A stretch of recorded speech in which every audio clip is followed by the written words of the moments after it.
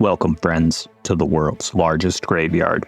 Today, we'll be going over Tier 4 of the Iceberg that Bones and I made. And this is where the subjects start to get really good, so let's just hop right in. But before we do, please like this video so that the HMS Serpent doesn't eat me.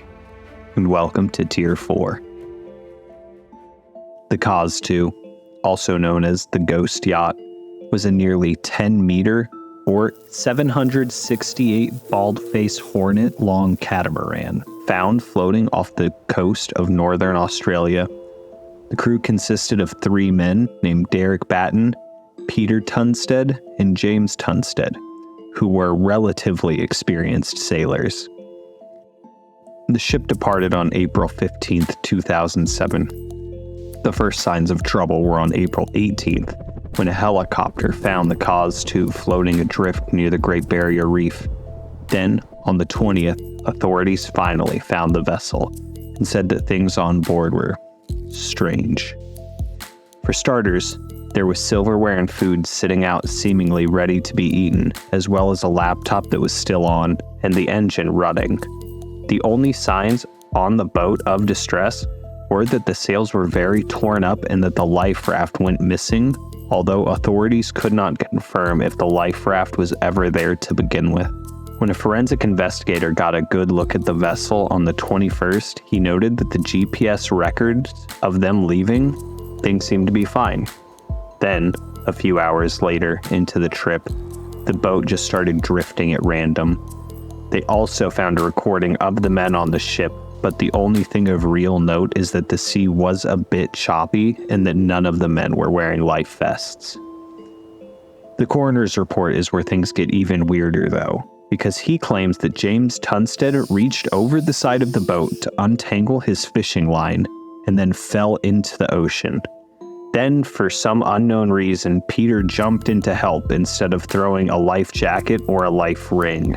While that was happening, Derek turned on the engine and dropped the sail so that he could turn the boat around, and then rough winds made the sail come directly at Derek, knocking him overboard before he could throw out any flotation devices.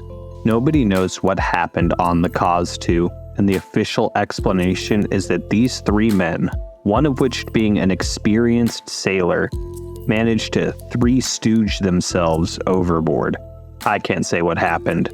All I know is that it seems unlikely.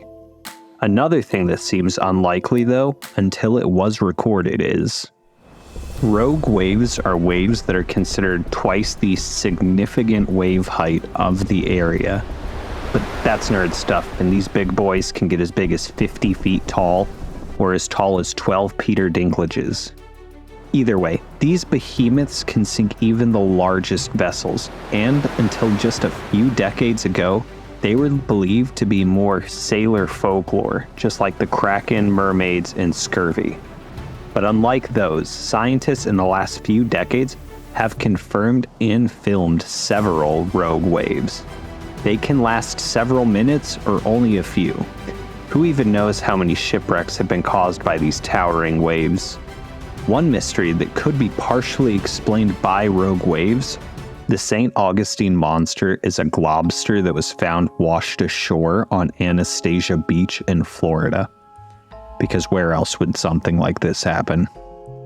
This globster was found sprawled out on the beach and was about 21 feet long and 7 feet wide, or roughly the size of a U-Haul truck, but it weighs about twice as much at a giant 7 tons.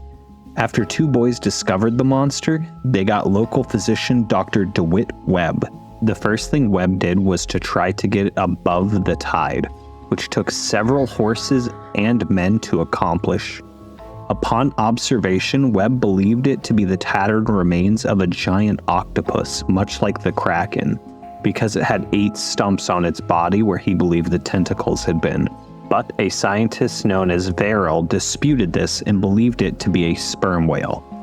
But all of that was finally put to rest in 2004 when DNA analysis confirmed that the pieces saved from this specific lobster were that of whale blubber. At least some mysteries could be solved, unlike that of the Mary Celeste. Ghost ships are always so interesting to me because one minute people are just sailing along and without any rhyme or reason, everybody seems to just vanish. One of the most famous ghost ships of all time is the Mary Celeste, because in November of 1872, the Mary Celeste, along with its captain Benjamin Briggs and his wife and 2-year-old daughter, as well as the 8 crew, set sail from New York headed to Italy. Then, nearly a month later, a ship known as the de Gratier spotted the Celeste, and without any of its sails down and drifting nearly 400 miles off the coast of Portugal, which is pretty close to how far the Proclaimers would walk. When the de Gratier got aboard, they immediately noticed things were wrong. Nobody was on the ship, and the ship was undamaged. The only thing out of place was a missing lifeboat, and from there the theory started. Why would an experienced captain leave a perfectly good ship and go on a lifeboat with his toddler, wife, and 8 other men? There seems to be no logical answer. There are a lot of theories. Some of my favorites are that there was a Kraken attack because there was reportedly a large gash on the front of the ship that they couldn't figure out how it got there. Maybe the Kraken bit the boat and started pulling people in, and in an attempted escape, they took the lifeboat. Or the explosion theory. If you want to go and watch Wendigoon's video, it explains it very well. The Celeste has a crazy background too. From sudden illnesses that kill the captain, to insurance fraud, to entire crews missing. It's got it all. Another theory that could explain the crew's fate is Julia. In March of '99, in the Eastern Pacific, a large noise was heard from 3,000 miles away. Acoustic monitoring systems picked up the sound from far and wide, and it lasted about 15 seconds. We will play it for you now.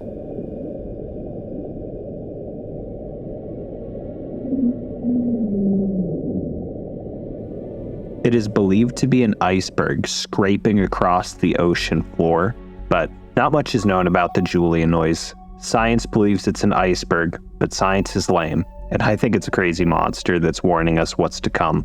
But I guess I'll let you decide. Maybe Julia was even telling our next subject that he better watch out. The 2003 Great White Incident.